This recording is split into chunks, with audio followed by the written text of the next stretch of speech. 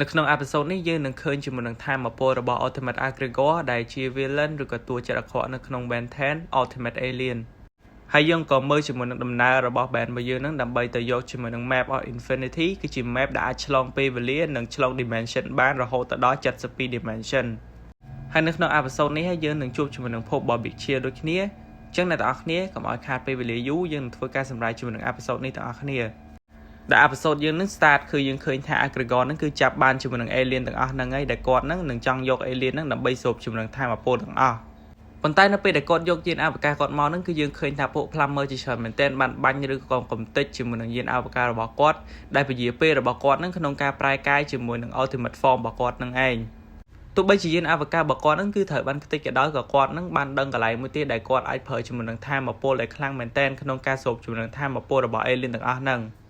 ចំណែក band របស់យើងវិញតាំងពីខ្លួនល្បីមកសូម្បីតែញ៉ាំជាមួយនឹងទឹក smoothie ហ្នឹងក៏អត់បានសក់ដែរដោយសារតែឃើញថា fan របស់គាត់ហ្នឹងគឺមហោគាត់ហ្នឹងច្រើនខ្លាំងមែនតើនៅពេលដែលគេចពី fan របស់គាត់ហើយហ្នឹងគឺយើងឃើញថា Karam Phamix ហ្នឹងគឺបានតេជាមួយនឹង band របស់យើងដើម្បីយកទៅស៊ើបការជាមួយនឹង ship របស់ Aggregor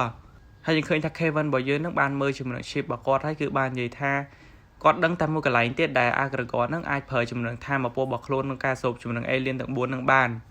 គឺកន្លែងដែល Dr. Paradox របស់យើងនឹងបានធ្វើជាមួយនឹង experiment ក្នុងការឆ្លងពេលវេលាទៅក្រោយឬទៅមុខចំណែក Kevin វិញគឺគាត់មាន plan របស់គាត់នឹងសម្រាប់វាយជាមួយនឹង Aggregor នឹងតែម្នាក់ឯងបានប៉ុន្តែគាត់ប្រាប់តែជាមួយ Gwen របស់យើងទេកុំឲ្យ Band របស់យើងនឹងបារម្ភហើយមកតាមផ្លូវនឹងគឺយើងឃើញថាកូនចៅរបស់ Aggregor នឹងគឺច្រើនខ្លាំងមែនទែនដើម្បីបំអាប់ដំណើររបស់ Band របស់យើងណាប៉ុន្តែគឺបំអាប់ដំណើរអត់បានទេដោយសារតែ Band របស់យើងនឹងគឺខ្លាំងមែនទែន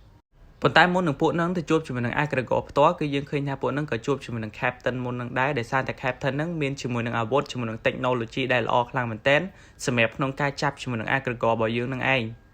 ហើយចំណែក Aggregor វិញគឺបានទៅដល់កន្លែងនឹងមុនគេដែលខ្លួននឹងឃើញជាមួយនឹង portal ដែល Dr. Paradox នឹងបានប្រើក្នុងការឆ្លងពេលវេលារបស់គាត់ចំណែក Dr. Paradox វិញគឺគាត់មកជួបជាមួយនឹង band របស់យើងផ្ទាល់ហ្មងដែលគាត់និយាយថាម៉ាស៊ីននឹងគឺអត់ឲ្យ Aggregor ប្រើបានទេបើសិនជា Aggregor ប្រើបានAggregor នឹងយកម៉ាស៊ីនទាំងអស់ហ្នឹងដើម្បីសូបជាមួយនឹងថាមពលរបស់ Alien X ចឹងហើយដើម្បីមានរឿងនឹងកាត់ឡើង Dr. Paradox ហ្នឹងគឺបាន teleport band មកយើងជាមួយនឹងគ្នាហ្នឹងមកដល់កន្លែងហ្នឹងផ្ទាល់ម្ដងដោយសារតែពួកហ្នឹងមកលឿនពេកគឺយើងឃើញថា Aggregor ហ្នឹងបានប្រើជាមួយនឹងថាមពលរបស់ខ្លួនហើយ teleport ជាមួយនឹងពួក Alien ទាំងអស់ហ្នឹងដើម្បីវាយជាមួយនឹង band របស់យើងក្នុងការបំអាប់ដំណើរក្នុងការប្រើជាមួយនឹងថាមពលរបស់គាត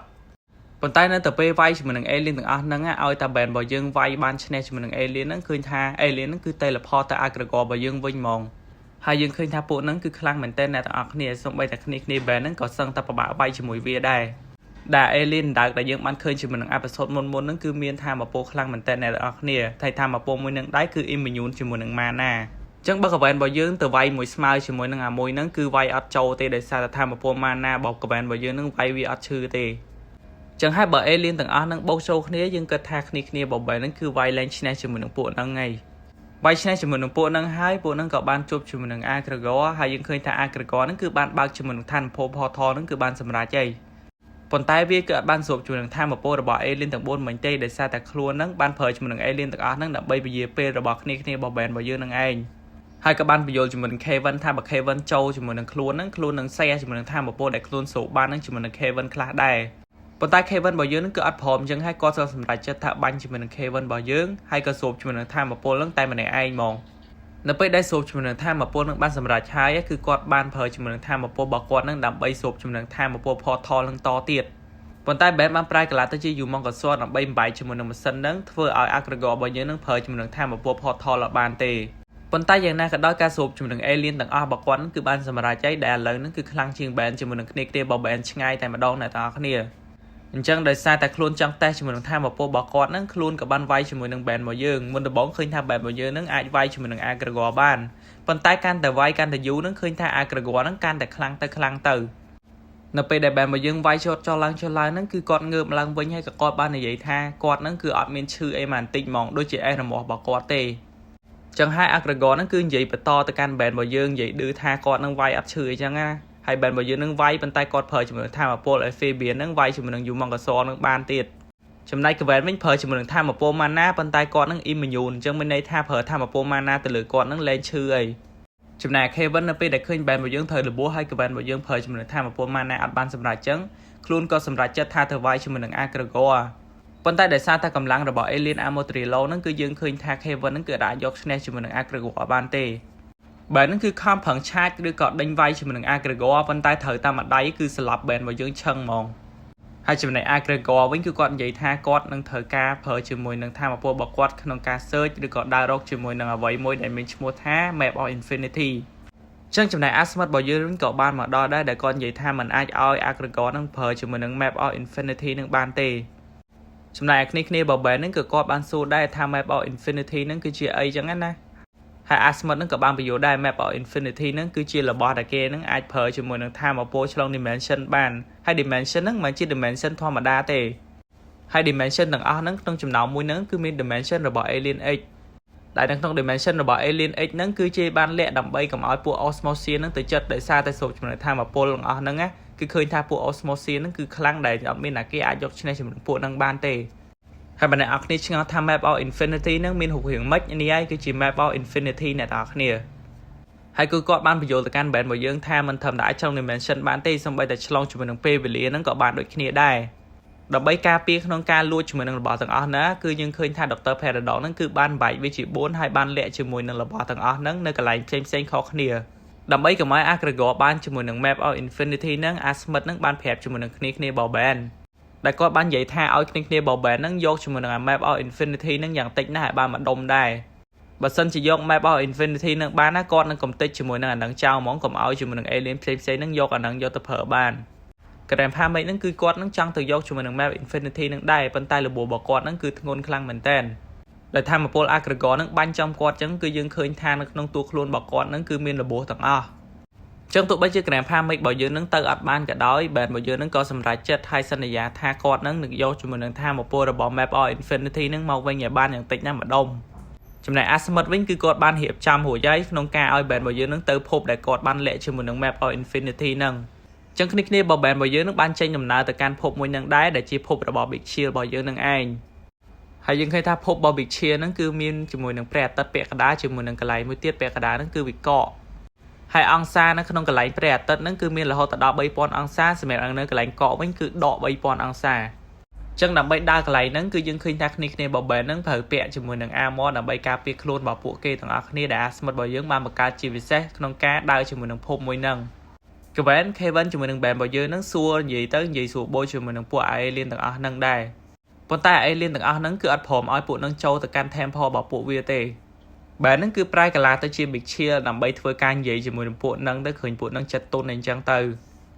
ហើយយើងឃើញថានៅពេលដែលនិយាយគ្នាដំបូងហ្នឹងគឺនិយាយត្រូវគ្នាខ្លាំងមែនតើប៉ុន្តែនៅពេលដែល band របស់យើងថាចង់បានជាមួយនឹង Map of Infinity